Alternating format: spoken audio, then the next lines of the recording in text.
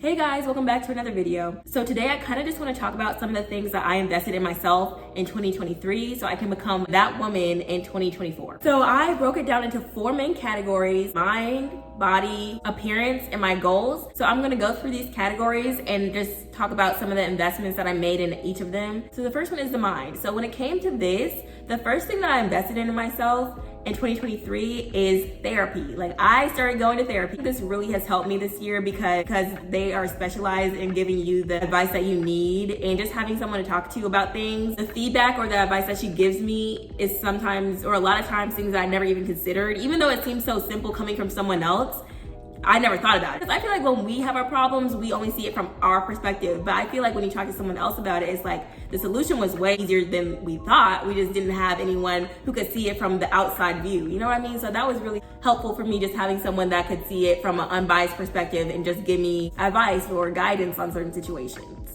The next one is journaling. I've started investing my time in journaling because I feel like there are a lot of things that we often don't communicate to anyone because either we feel guilty or we feel shame or embarrassed about it, and we don't have that outlet to really get it off our chest. And journaling for me has been a great outlet just to get anything off my chest that I feel like I need to get off. And I definitely feel way more relieved and way more at ease after I just take time to reflect on what I feel and just to write it out. Sometimes I've reread some of the things that I talked about in my journal like years ago, and I'm like, wow, that was such a big thing for me back then, but now it means nothing to me and I forgot that it happened. So I think it's also good to have that insight on things that to you in that present moment, it was such a big deal. But looking back on it, you realize how kind of insignificant it was in the grand scheme of things. And I think this is such a cool thing because it's like, it really shows you that the present moment feels so much more daunting than it actually is sometimes. And I think that's great to just be able to look back on your previous thoughts and your beliefs and see how much you grew or see how much you developed as a person. So I highly recommend journaling because it's just a great avenue overall just to see your self-development and just to feel like you're relieving yourself of any pent-up feelings you have or issues. So I definitely highly recommend journaling. The next one is meditation. And I used to be really good at this one, but honestly, I've kind of fallen off a little bit just because I have a lot going on.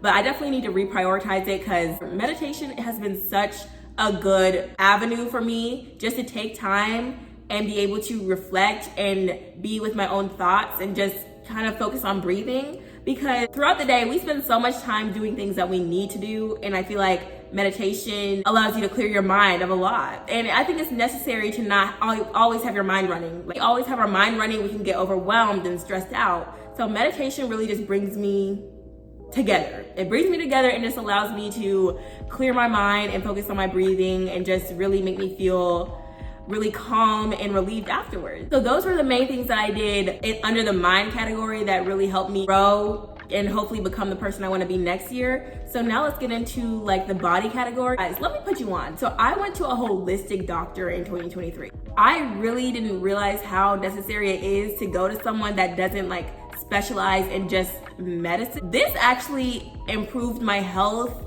way more than going to an actual doctor ever has. And I'm just speaking from my own experience. Like, I don't want to like put down normal doctors because I think they serve their purpose. But for me, going to a holistic doctor just answered so many of my questions about my own body that a medical doctor never have answered before. Like, for instance, when I went, I told her I was depressed, I was anxious, I had these feelings of anxiety.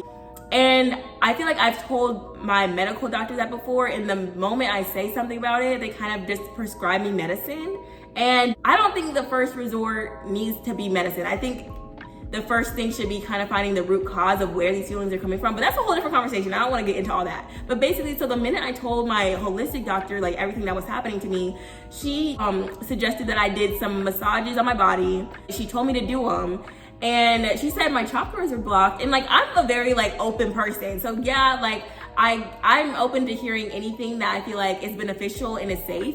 You know what I mean? So I was like, you know what, I'll give it a try. So she gave me some exercises I could do to like unblock my chakras and to really just open up my body. And guys, when I tell you, after I did what she told me to do, and she gave me some herbal medicine too. Guys, let me tell you, I think that helped me and my like mental health more than going to the doctor ever did. And I'm not even just trying to like be biased. I think it actually did.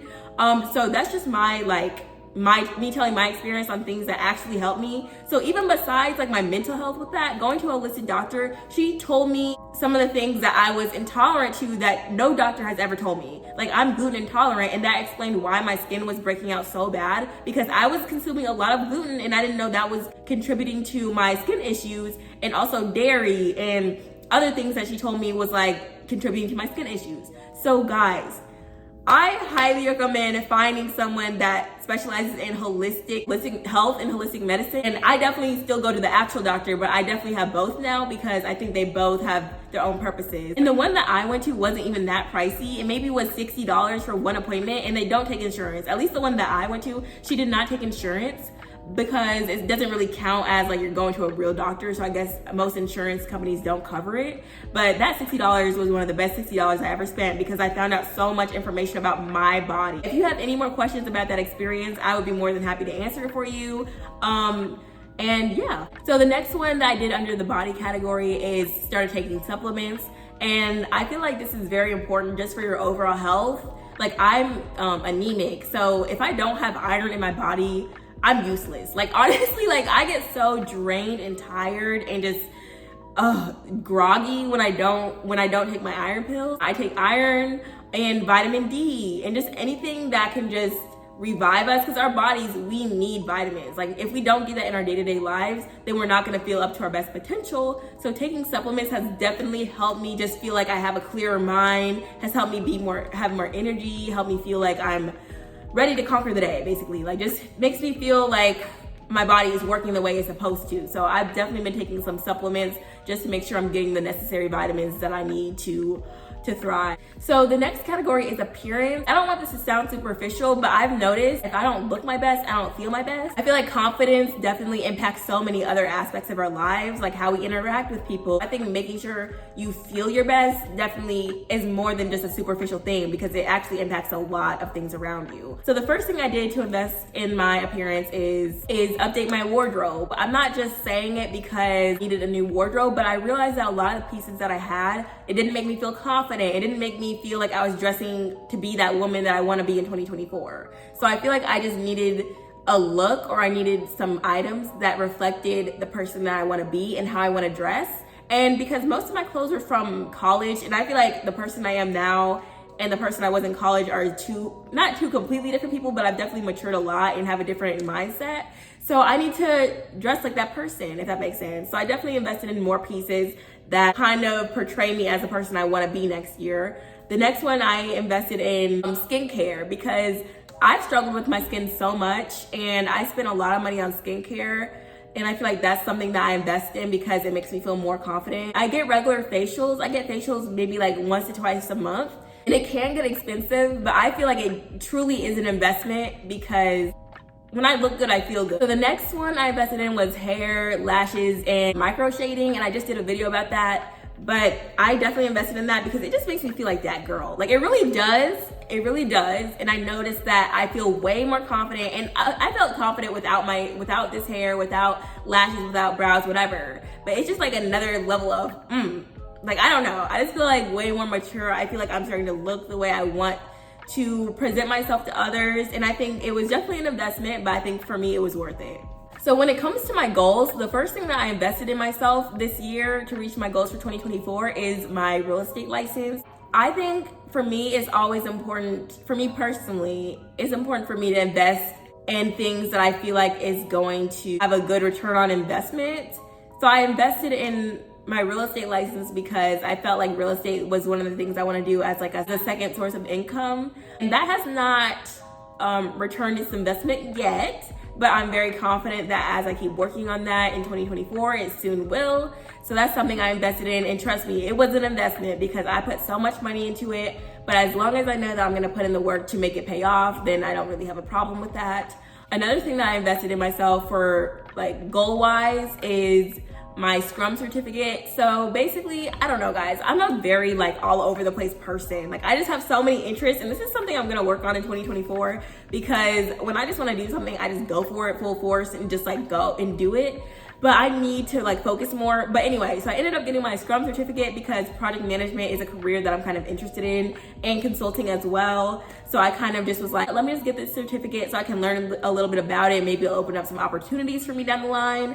And I'm hoping to see where that will take me and how far that will get me in 2024. But yeah, so I got my Scrum certificate, I got my real estate license, and right now I'm taking courses to get more certificates in project management and everything like that, because I love just education. I love knowledge. So anything I can do to really continue to learn and grow as a professional, as an individual, I think is an investment that is going to get me somewhere later on. Yeah, I don't think I'll ever regret investing in my education ever, because even if you don't get a job in it or you don't work in that field, you gain knowledge. And I think you can never go wrong with being knowledgeable and being an informed person. So I love investing in books or investing in something that's making me a smarter, more intelligent, and well-rounded person. So yeah, books is another thing. I've gotten so many books this year and I've read a lot of them, and books are expensive, but I get them because I just love books.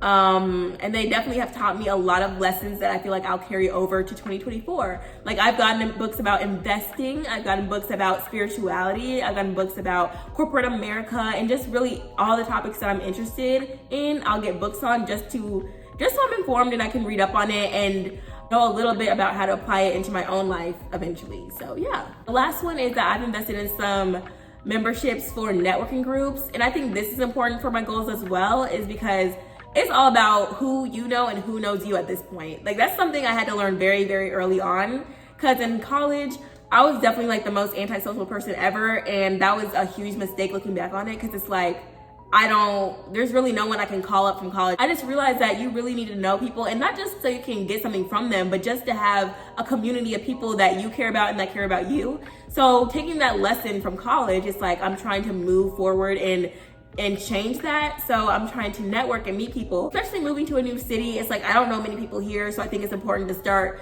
intermingling and meeting people just so I can build a community down here. Yeah guys, that was just a list of all the things that I invested in myself that I feel like truly were investments to make myself the person I want to be in 2024.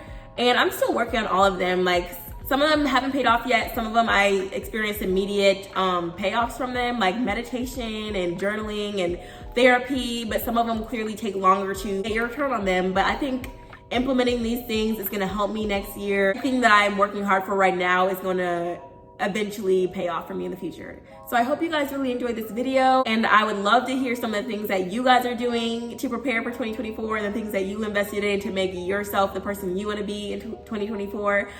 So please comment below if you have anything, and I'll see you in my next video.